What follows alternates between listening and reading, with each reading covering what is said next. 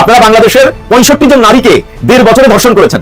ক্ষমতায় আসার পরে এই কিশোরীর ধর্ষকদেরকে বাঁচানোর জন্য ধর্ষকদের কাছ থেকে মোটা অঙ্কের টাকা নিয়েছে আপনাদের নেতা। আসলে কি বিএনপির মঙ্গল চায় না বিএনপিকে বাস দিতে চায়? কারণ ও বিএনপির সর্বনাশ করছে। হাসনাতুল্লাহ স্ট্যাটাস দিয়েছে, দিতেই পারে। এটা নিয়ে তো কন্টেন্ট বানাবার কিছু হলো না। তারেক রহমান আপনার পার্টি কিছু অতি উৎসাহী লোক কিভাবে আওয়ামী লীগের অফিস করে দেয়, অনুষ্ঠান করে, সেখানে কিভাবে বলে যে আওয়ামী লীগ রাজনীতি করবে, সেখানে জামাত রাজনীতি করতে পারবে না। আমরা বাংলাদেশে আরেকটা কোনো হাসিনা দেখতে চাই না। তারেক রহমানকে আমরা হাসিনা হয়ে উঠতে দেখতে চাই না। এই ব্যাপারে তারেক রহমান কি সিদ্ধান্ত নিয়েছেন সেটা আমরা জানতে চাই, এবং এই ব্যাপারে যতগুলো ধর্ষণ হয়েছে সেই ধর্ষণের ব্যাপারে জিরো টলারেন্স সেই সরকার ঘোষণা করবে বলে আমরা তাদের উপর আশ্বাস রাখতে চাই। আপনাদের লজ্জা থাকা উচিত। এতটা নির্লজ্জ আপনারা কেমনে হন? আপনাদের কি মা বোন মেয়ে নেই? আছে কি আদৌ? থাকলে তো এমন কাজ করতেন না। নাকি শুধুমাত্র তারেক রহমানের মেয়েই নারী আর অন্য মেয়েরা নারী না? ইতিহাসের সেরা বিরোধী দলীয় নেতা হবেন বা হতে যাচ্ছেন হচ্ছেন আমির জামাত বাংলাদেশ জামাত ইসলামী আমির ডাক্তার শফিকুর রহমান এমপি। ডাক্তার শফিকুর রহমানের কার্যক্রম নিয়ে নানান রহস্য এবং তোলপাড়। সুখবর, ডাক্তার শফিকুর রহমান স্যার এবং উনি যেভাবে হাসতে হাসতে বসতেছিলেন চেয়ারে, তখনই বুঝছি আলহামদুলিল্লাহ সাকসেসফুল। হ্যাঁ, ওনারা হাসি খুশি ছিল। আরে আমাদের যদি একটা বিজয় হয়ে থাকে তাহলে হাততালি দেবেন না? দিন দিন তাদের একটা মস্ত বড় পরাজয় হয়েছে, হাততালি হাততালি হাততালি দিন। আমরা এতদিন ধরে এই যে একটা জল্পনা কল্পনা করে আসছিলাম, he is boss and he is boss one and only কে। বাকি যারা আছেন বা ভাইরা আছেন একটু আওয়াজ টাওয়াজ দিয়েন, কাকু তো খেলা দিয়ে দিছে। খাইয়া শেষ করে ফেলেছে রে ভাই, খাইয়া শেষ করে ফেলেছে। এই লোকের যেটা ভালো লোক হতে পারে সারা ওয়ার্ল্ডের একেবারে কাটিনো। আসসালামু আলাইকুম প্রিয় দর্শক শ্রোতা, আশা করি সবাই ভালো আছেন। নতুন একটি ভিডিওতে সবাইকে স্বাগতম। বাংলাদেশের চলমান রাজনৈতিক প্রেক্ষাপট নিয়ে ভিডিওর শুরুতেই বেশ কিছু ভিডিওর অংশবিশেষ আপনারা দেখেছেন। মূলত আজকের এই ভিডিওটিতে সেই সকল ভিডিওর বিস্তারিত আলোচনা দেখতে পারবেন। ভিডিওর শুরুতেই যে সকল ভিডিও দেখেছেন তা থেকে হয়তো ইতিমধ্যেই আন্দাজ করতে পেরেছেন আজকের এই ভিডিওটি কতটুকু গুরুত্বপূর্ণ হতে চলেছে। অতএব চলুন কথা না বাড়িয়ে একটি লাইক দিয়ে সম্পূর্ণ ভিডিওটি দেখে আসি। বিএনপি ক্ষমতা আসার সাথে সাথে বাংলাদেশে এক বিরল দৃশ্যপট আমরা দেখতে পাচ্ছি। বাংলাদেশ এক বিরল অধ্যায় প্রবেশ করেছে। ইতিহাসের এক জঘন্যতম অধ্যায়ে প্রবেশ করেছে বাংলাদেশ।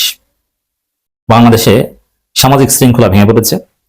ল and order situation drastically deteriorate হচ্ছে। চারদিকে অন্ধকার দেখা যাচ্ছে। একদিকে সরকারের মন্ত্রী বলছে যে ট্যাক্স বাড়ানো হবে, যার ফলে জনগণের নাবিশ্বাস উঠবে, এর মানে ভয়ানক ঊর্ধ্বগতি হবে দ্রব্যমূল্যের। অন্যদিকে বিদ্যুৎ মন্ত্রী বলছেন যে লোডশেডিং এ থাকা ভালো, অতএব লোডশেডিং অপেক্ষা করছে। আর এখনকার বাচ্চারা তো বিদ্যুৎবিহীন থাকতে পারে না, তাদের শ্বাস প্রশ্বাস বন্ধ হয়ে যায়। এখনকার ফ্ল্যাটগুলো এগুলো যে সবসময় বিদ্যুৎ থাকবে এভাবেই সাজানো হয়েছে। তো তাতে এক ভয়াবহ পরিস্থিতি অপেক্ষা করছে। ধর্ষণ, চাঁদাবাজি, এমন কোন সামাজিক অপরাধ নেই যেটা পাচ্ছে না। আর এই অপরাধগুলো মূলত ক্ষমতার সাথে সম্পর্কিত। বিএনপির ক্ষমতা এসেছে, যার ফলে ধর্ষণ করে হত্যা করছে, মেম্বার সালিসি করে মিটিয়ে দিচ্ছে, কিন্তু আবার একই কাজ ঘটাচ্ছে। এটা অল অ্যাবাউট রিলেটেড টু পাওয়ার। কিন্তু নাটকীয়ভাবে বিএনপির এই যাচ্ছে তাই করা এগুলো ব্যর্থ করে দিচ্ছে শিবির বাংলাদেশের প্রতিবাদের ঝড় তুলেছে। ডাকসু দাঁড়িয়ে গেছে।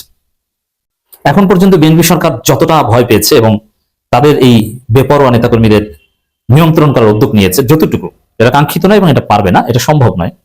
কারণ সরকারের মন্ত্রী যখন চাঁদাবাজিকে বৈধতা দেন এবং মন্ত্রীরা তারা প্রায় সবাই দুর্নীতিগ্রস্ত, 59% ঋণ খেলাপি, এরা কি ভালো কাজ করবে? এরা কি নিয়ন্ত্রণ করবে? এরা নিজেরাই তো ভালো না, এরা নিজেরাই তো দুর্নীতি করে, এরাই তো এইসব সন্ত্রাসীদের পালে, গ্রুপ ভারী করার জন্য এদেরকে রাখে।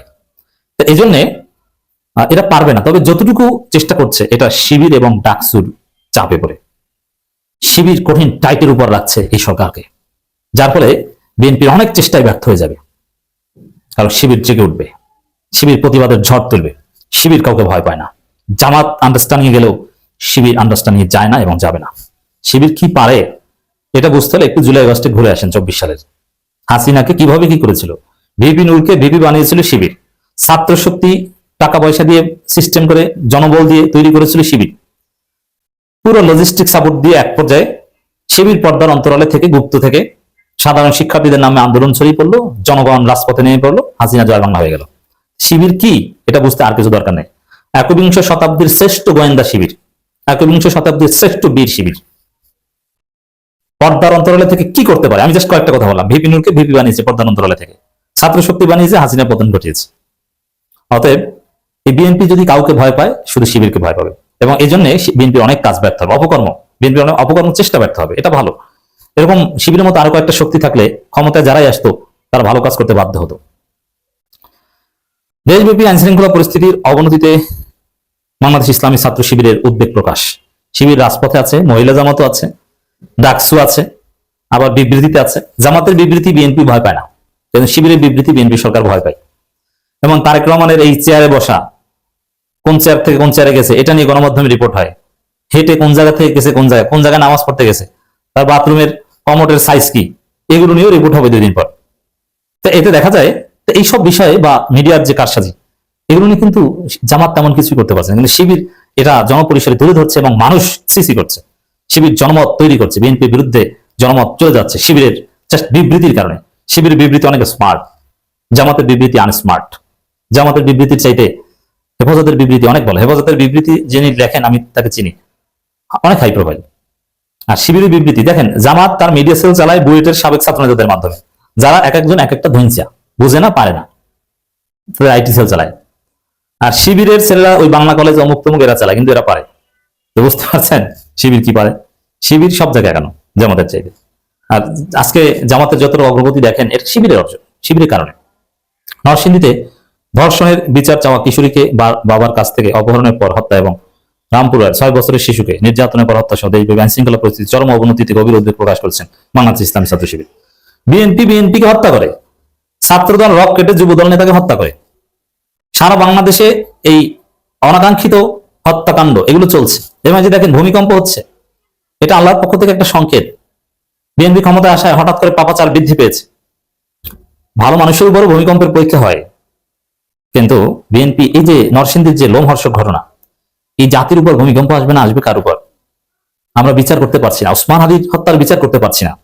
যখন রাষ্ট্রীয়ভাবে এ ধরনের অত্যাচার, অনাচার কায়েম লাভ করে, যেখানে রাষ্ট্র চাঁদাবাজির বৈধতা দেয়, তাদের উপর তো গজব করবেই। আল্লাহ হেফাজত করুক আমাদেরকে। এই বিএনপির অপকর্মের কারণে এদেশের ভালো মানুষ এখন ঝুঁকির মধ্যে আছে, কিন্তু তারপর আমরা বিশ্বাস করি শিবির আছে, বিএনপি কিছুটা হলেও নিবৃত্ত থাকতে বাধ্য হবে। যৌথ বিবৃতিতে ছাত্র শিবির কেন্দ্রীয় সভাপতি নুরুল ইসলাম সাদ্দাম ও সেক্রেটারি জেনারেল সিবগাতুল্লাহ সিবগা এই উদ্বেগ প্রকাশ করেন এবং উল্লেখিত ঘটনার তীব্র নিন্দা ও প্রতিবাদ জানান।